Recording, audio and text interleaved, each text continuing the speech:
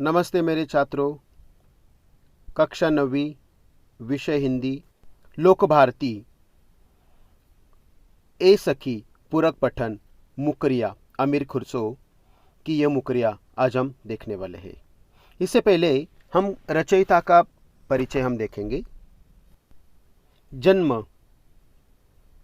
1253, पटियाली। मृत्यु 1325। परिचय: अबुल हसन यमीनुद्दीन मोहम्मद खुसरो जनसाधारण में अमीर खुसरो के नाम से प्रसिद्ध है। वे पहले व्यक्ति थे जिन्होंने हिंदवी और फारसी में एक साथ लिखा था। अमीर खुसरो अपनी पहेलियों और मुकरियों के बारे में जाने जाते।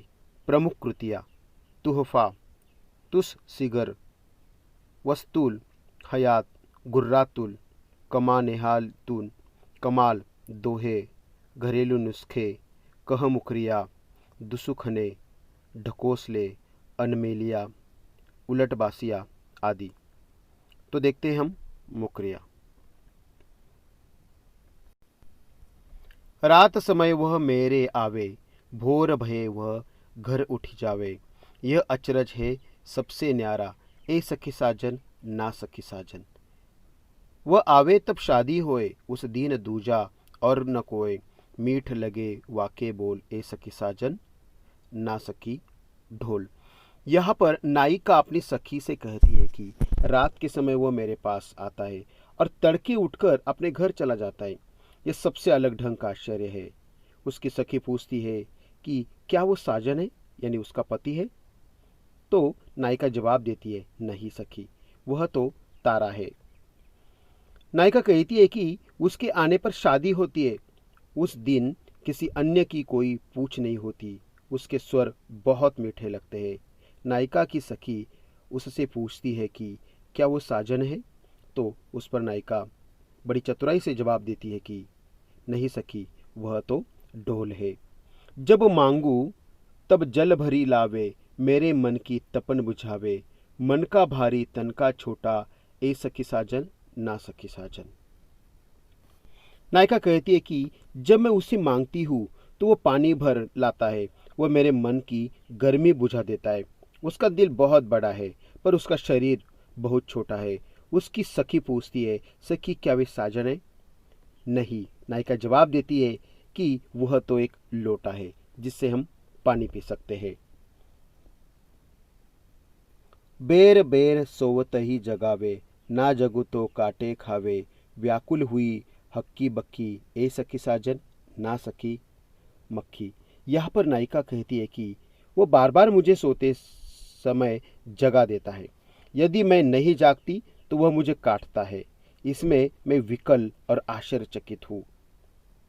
तो यहाँ पर नायिका की सखी उससे पूछती है कि सखी क्या वे साजन है।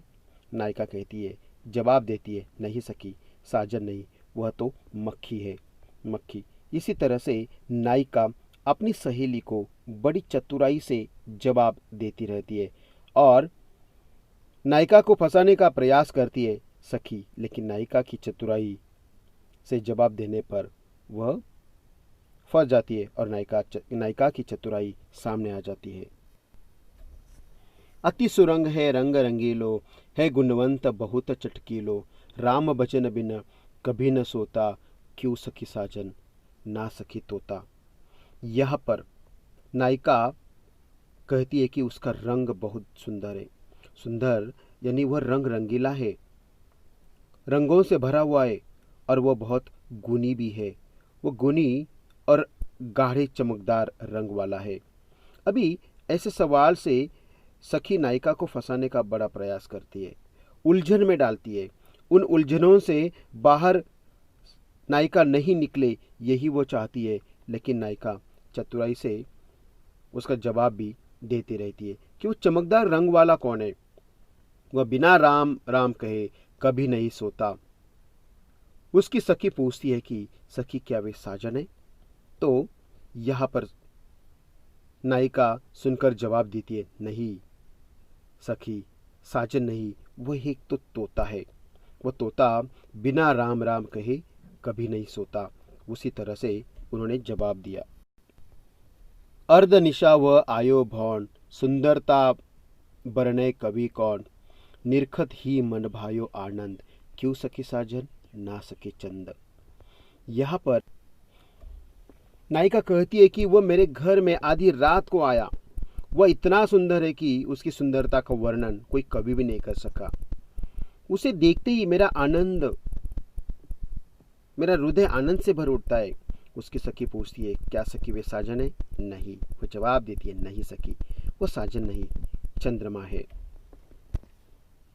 शोभा सदा बढ़ावन हारा, आखिन से छिन होत न न्यारा, आठ पहर मेरो मनरंजन, क्यों सखी साजन ना सखी अंजन।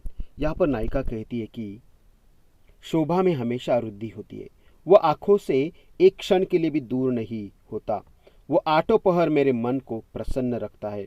उसकी सखी पूछती है, क्यों सखी, क्या वे तुम्हारे साजन है? वह उसे जवाब देती है, नहीं सखी, वह तो अंजन है।